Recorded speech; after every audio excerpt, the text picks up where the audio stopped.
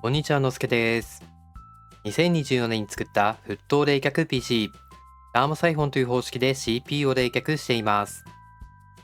以前の動画で冷媒との接触面積を増やすために、銅のプレートに銅のポーラスメタルをハンダ付けして、冷却性能が改善できるか確認してみました。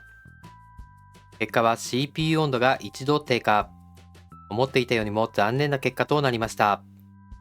ということで今回は水枕改良の続きをやっていきます。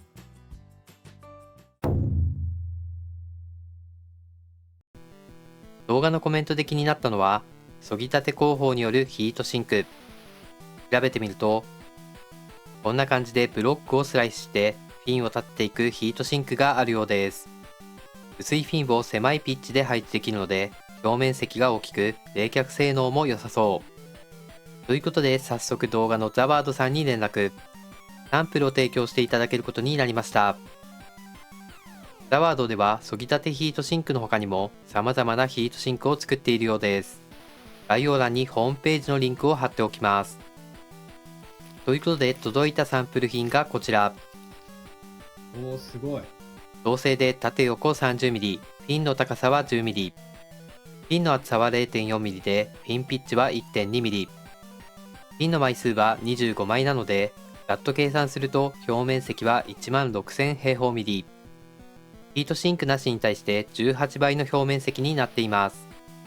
ポーラスメタルの表面積は100倍程度になるらしいので、研ぎたてにすると表面積は約5分の1になりそうです。ポーラスメタルから研ぎたてヒートシンクに付け替え、たこ焼きプレートで熱してポーラスメタルを剥がします。ここで気がつきました。ポーラスメタルが思っていたよりも冷えなかった原因。プレートのハンダがまだらになっていました。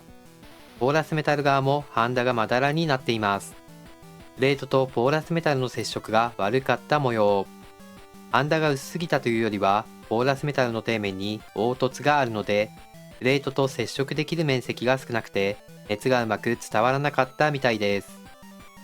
つまり、ポーラスメタルは、液体との接触面積は増えていたが、プレートとうまく接触していなかったので、思ったほど冷却できなかったのだと思います。研ぎたてヒートシンクをハンダ付け、底面にソルダーペーストを塗っておきます。研ぎたてヒートシンクの底面は平らなので、プレートとの接触は問題なさそうです。ポーラスメタルと同じ位置に置いて温度を上げてリフローしていきます。ハンダを溶かして十分に冷ますとこんな感じ。がっちりハンダ付けができたと思います。3D プリンターで作ったカバーと合体。ボーリングの継ぎ目にガスケットを塗って水枕を組み立てます。ガスケットが乾くまで一晩放置。水枕をマザーボードに取り付け、CPU グリースは MX6 を使用しています。配管を組み付けて冷媒を注入。ポンプで減圧すれば準備完了です。室温が20度だとマイナス 70kPa ぐらいの圧力になります。研ぎたてヒートシンクの性能を確認していきます。CPU は Ryzen 7 8700G。室温は20度。CPU-Z で負荷をかけます。いきます。ポーラスメタルと比べて気泡が大きいようです。ポーラスメタルは小さな穴がたくさんあるのに対して、研ぎたてはフィンピッチが 1.2mm だからだと思います。ここから8倍速。温度上昇はかなり緩やかで、90度のサーマルスロットリングまではいかなそう。消費電力も 80W 以上出ています。10分後の CPU 温度の結果がこちら。ポーラスメタルも室温20度で再テストした結果です。緑のポーラスメタルが86度だったのに対して、オレンジの削ぎたては82度。なので約4度の低下。プレートとヒートシンクがきちんと接触していた方が、多少冷媒との接触面積が小さくても、冷却性能は高くなるみたいです。今後は削ぎたてヒートシンクを使っていこうと思います。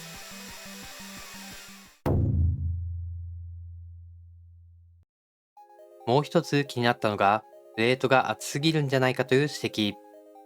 確かに CPU の温度が82度、冷媒をマイナス 70kPa まで減圧した時の沸点が25度、沸騰させるとマイナス 50kPa ぐらいになるので、沸点は35度ぐらいになっているはず。するとヒートスプレッダーとプレートで50度ぐらいの温度勾配があるように見えます。実際には CPU グリースもあるので、プレートでそんなに温度勾配があるとは思いませんが、プレートを薄くすると CPU 側と冷媒側の温度差は小さくなるはず。つまりプレートを薄くすれば熱が伝わりやすくなるんじゃないかということです。ということでプレートを薄くしていきます。現状のプレートの厚さは 5mm なので、半分の 2.5mm にしてみようと思います。全体的に薄くしてしまうと水枕を取り付けるための合成が低下してしまうので、ヒートシンクを取り付ける部分だけ削っていきます。で、今回はこの加工に苦労しました。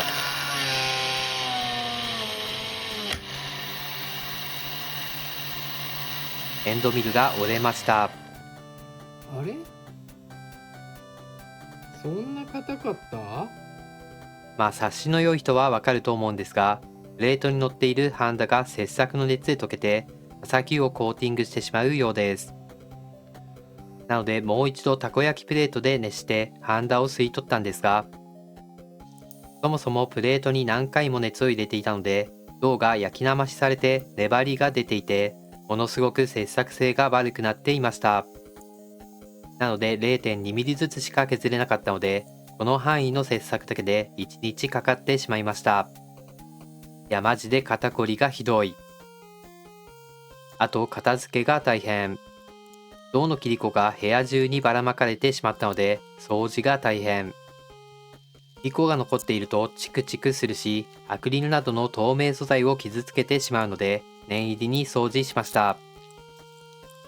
ボーリングで気密するところに傷がついてしまったので、表面をダイヤモンドヤスリで整える必要があったり、とにかく時間がかかりました。加工が終わったプレートがこちら。表面とはいかないまでもヘアライン仕上げぐらいの表面粗さになっています。たこ焼きプレートで加熱してヒートシンクをハンダ付け。ハンダの馴染みが悪かったので箸を使って馴染ませています。ヒートシンクを乗せて少し馴染ませ、無垢の銅に焼き色が入っていくのがなかなか面白いです。十分に冷ますとこんな感じ。マジョーラっぽい色合いになりました。水枕と合体させて、マザーボードに組み付けて冷媒を注入。真空ポンプで減圧していきます。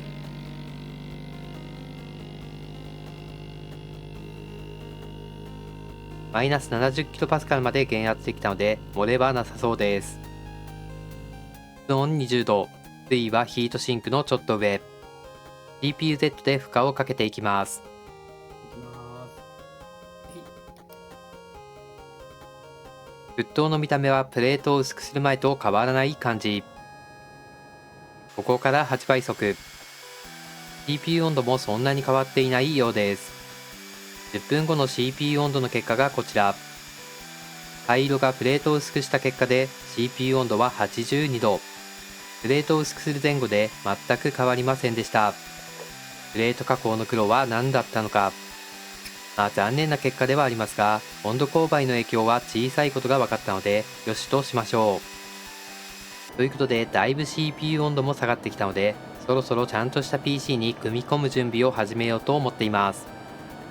来年の春には完成させる予定なので、高評価とチャンネル登録をして気長に待ってくれると嬉しいです。メンバーになって軍資金を援助してもらえるとさらに嬉しいです。ではでは。